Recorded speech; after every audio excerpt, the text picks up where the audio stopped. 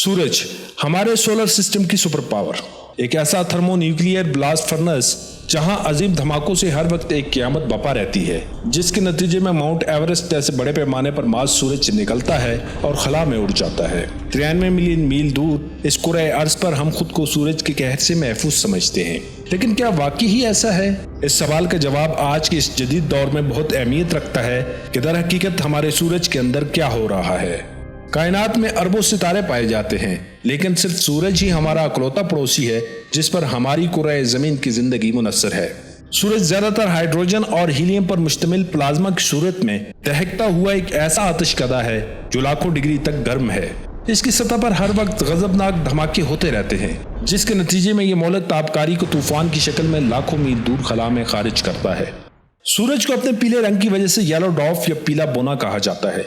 बोना इसलिए कि ये बाकी सितारों की निस्बत बहुत छोटा है, लेकिन हमारे निज़ाम शमसी में ये ना सिर्फ सबसे बड़ा सितारा है बल्कि वाहिद सितारा है जो इतना बड़ा है कि आप इसमें 10 लाख जमीन के बराबर प्लैनेट्स फिट कर सकते हैं। हमारा स्टार हीट और एनर्जी का सबसे बड़ा जरिया है। इसकी सतह का दर्जा हरारत 10,000 फ़ारेनहाइट है और ये 380 अरब मेगावाट्स के बराबर तवानाई पैदा करता है। सूरज एक सेकंड यानी पलक झपकने में पूरी इंसानियत को दरकार एनर्जी से कहीं ज्यादा एनर्जी पैदा करता है और हैरत अंगेज तौर पर यह अरबों सालों से इसी तरह जल रहा है।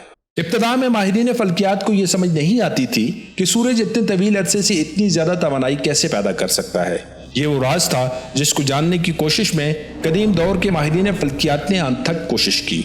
उन्होंने फर्ज किया कि सूरज पर तवानाई का एक बड़ा जरिया शायद कोयला है जो आहिस्ता आहिस्ता जल रहा है, लेकिन इस मफरूजे के साथ एक मसला था कि कोयले से तवानाई हासिल करने के लिए इसमें मुसलसल ईंधन की जरूरत होती है। अगर सूरज के बराबर लकड़ियों के एक ढेर में आग लगा दी जाए और इस आग के जलने के लिए अच्छी खासी मिकदार में ऑक्सीजन भी मौजूद हो तो इसे जलने में सिर्फ 5,000 या 6,000 साल लगेंगे।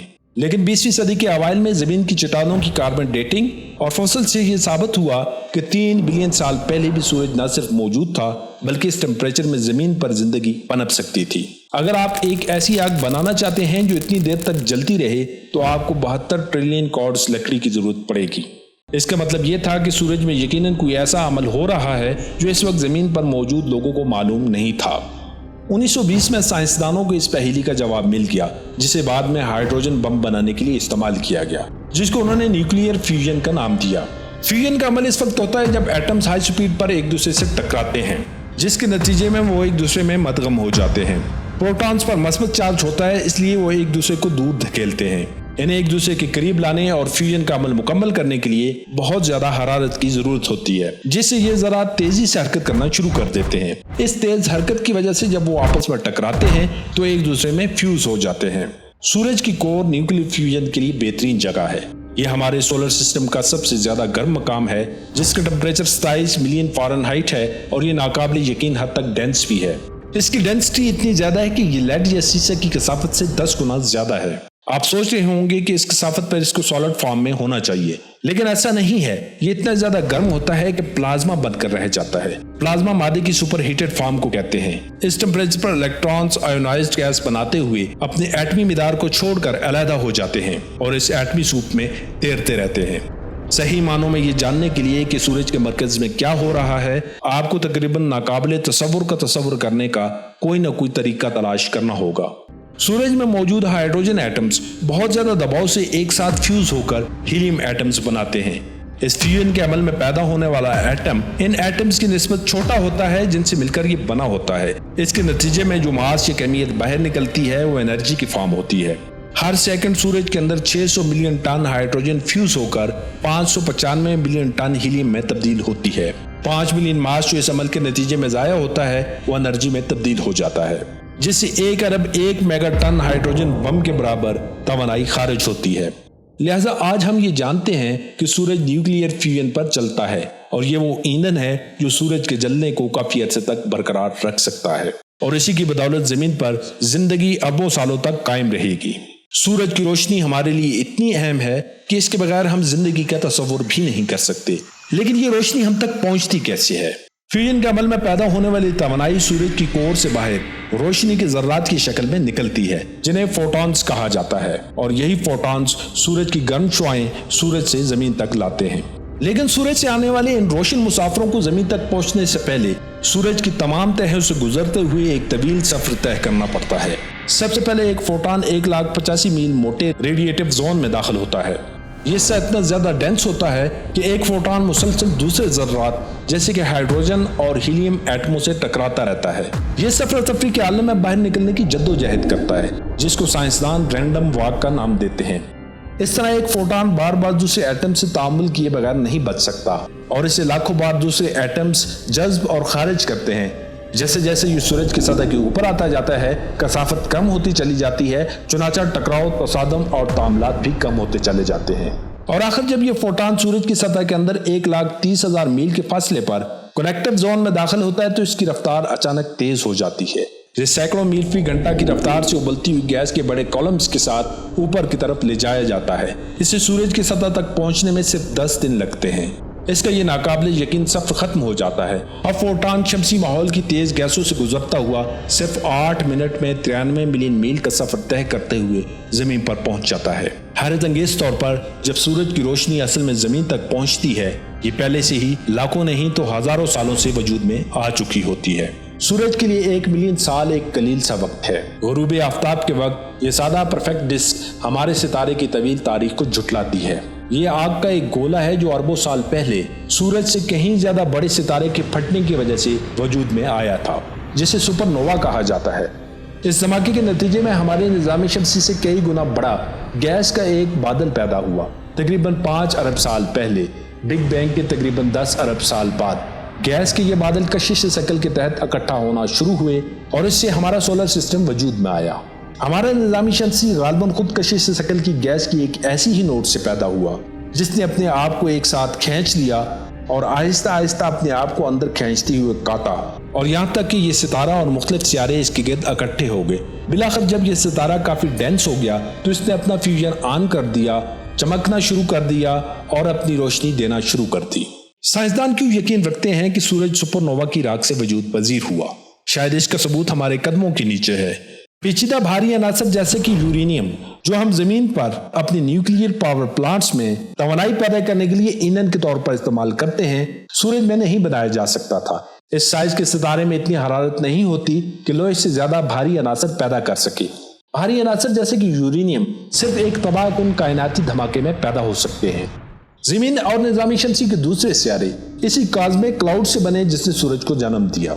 इस सारे अमल में सूरज ने 99% की अहमियत जमा कर ली। इसका मतलब यह है कि ये हमारे पड़ोस में सबसे बड़ी चीज है जिसमें कशिश शक्ल सबसे ज्यादा है, इसीलिए बाकी सब कुछ इसके गिर्द घूमता है। और इन तमाम सियारों में से जमीन ने सूरज के सिलसिले में एक खास मकाम हासिल कर लिया। अगर हम करीब होते तो हमारे समंदर उबल जाते और जमीन इतनी ज्यादा गर्म होती कि शीशा पिघल जाता, और अगर हम दूर होते तो हमारा सियारा एक मुंजमद बंजर जमीन बन जाता। ये हकीकत है कि हम सूरज से बिल्कुल ठीक फासले पर हैं, लेकिन फिर भी इसके इतने करीब हैं कि इसके गुस्से का निशाना बन सकते हैं। हर साल हजारों बड़े बड़े धमाके हमारे सूरज को हिलाते हैं। आपका ख्याल होगा कि ये धमाके बुनियादी तौर पर न्यूक्लियर रिएक्शन की वजह से होते हैं, लेकिन हकीकत में जो चीज शमसी तवानाई के तमाम फैलाव को चलाती है वो मैग्नेटिज्म है। जमीन एक ठोस हालत में अपने एक्सिस के गिर्द घूमती है, लिहाजा हमारा मैग्नेटिक फील्ड बहुत सादा है। हमारे पास सिर्फ 2 पोल्स हैं, शुमाली और जनूबी। लेकिन तसव्वुर करें कि अगर आपके पास 2 पोल्स के बजाय 1 से 10 मिलियन पोल्स होते तो क्या होता? सूरज पर भी यही होता है। सूरज का मकनतीसी मैदान एक उलझा हुआ जाल है। अगरचे ये कशिश शक्ल के जरिए इकट्ठा है, लेकिन प्लाज्मा यकसान तौर पर नहीं घूमता। सूरज के खत्ते इस्तिवा पर प्लाज्मा हर 25 जमीनी दिनों में सिर्फ एक बार घूमता है, जबकि कुतबैन पर प्लाज्मा को एक बार चक्कर लगाने में तकरीबन 35 दिन लगते हैं। इसकी वजह से मैग्नेटिक फील्ड लाइंस मुड़ जाती हैं और आपस में जुड़ जाती हैं और घुल मिल जाती हैं। अगरचे मैग्नेटिक फील्ड लाइंस पोशीदा हैं, लेकिन इन खसूसियात जिन्हें कॉर्नर लूप्स कहा जाता है, जो सूरज की सतह पर पैदा होती हैं, को देखकर हम ये जानते हैं कि वो सूरज पर मौजूद हैं। जिस तरह एक सादा मैग्नेटिस की मौजूदगी में धात के जर्रात शेविंग लाइन की तरह लगते हैं, इसी तरह प्लाज्मा के लूप्स इन मैग्नेटिसी ढांचों का एक खाका बनाते हैं जो उन्हें नीचे से सहारा देते हैं। ये प्लाज्मा आर्चर इतने लंबे और चौड़े होते हैं कि आप जुपिटर जैसे बड़े सियारे को इनमें से गुजार सकते हैं। बाज़ औक़ात ये मैग्नेटिक फील्ड सूरज की फिजा में प्लाज्मा को शानदार हेलिकल शक्लों में मोड़ सकते हैं, जिसे फ्लक्स रोप्स कहा जाता है, जिनके अंदर बेपनाह एनर्जी होती है। मैग्नेटिक फील्ड लाइंस एक हेलिकल ढांचे में कई बार लपेटी जाती हैं, اور جب یہ میگنیٹک لائنز بہت زیادہ مڑ جاتی ہیں تو یہ بہت زیادہ ذخیرہ شدہ آزاد مقناطیسی توانائی لے جاتی ہیں۔ یہ فلکس لوپس کئی ہفتوں یا مہینوں تک قائم رہ سکتے ہیں، لیکن آخرکار سٹور کی ہوئی انرجی کو خارج ہونا ہوتا ہے، جس کے نتیجے میں اس توانائی کو خلا میں پھینک دیا جاتا ہے۔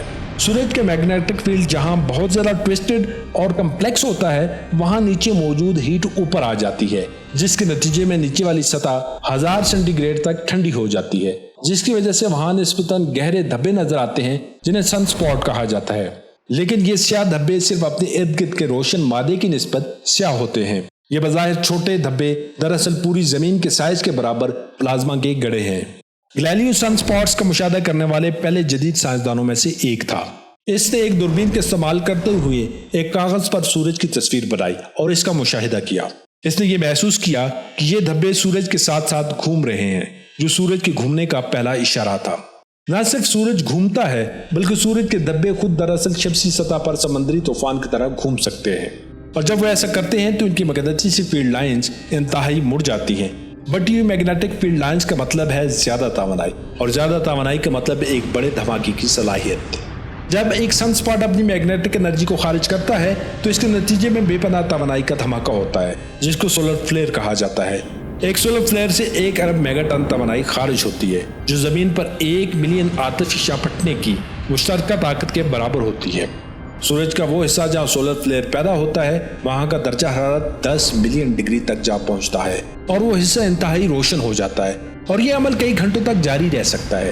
شمسی توانائی کی یہ فلیئر صرف خلا میں ہی نہیں پھٹتے، وہ اعلیٰ توانائی کے ذرات کو کروموسفیئر نامی سورج کی ایک تہ تک بھی پہنچا دیتے ہیں، جہاں وہ انتہائی تیزی سے انرجی کو پھیلا دیتے ہیں۔ اگر ایک بڑا سولر فلیئر ایک ساتھ کافی زیادہ توانائی کے ذرات کو شوٹ کر دے تو عجیب و غریب چیزیں ہونے لگتی ہیں۔ یہ سورج پر زلزلے کی اصل فوٹیج ہے۔ 1998 میں سورج کے کورونا میں ایک سولر فلیئر پیدا ہوا، جو اتنا زیادہ طاقتور تھا کہ سورج کی سطح پر نیچے جانے والے مادے سے اتنے زور سے ٹکرایا کہ اس نے اس میں ارتاش پیدا کر دیا، جس سے توانائی کی لہریں پیدا ہو گئیں، جو 2 میل اونچی تھی اور ان کی رفتار 250,000 میل فی گھنٹہ تھی۔ سورج کی سطح کو اتنا زیادہ متاثر کرنے کی وجہ سے سولر فلیئر کو ایک بہت بڑی مقدار میں انرجی خارج کرنا ہوتی ہے۔ 1998 کے زلزلے کی شدت ریکٹر سکیل پر 11.3 تھی۔ سولر فلیئر زمین کی سطح پر نہ صرف زلزلے پیدا کر سکتے ہیں بلکہ یہ سولر سونامی کا باعث بھی بن سکتے ہیں۔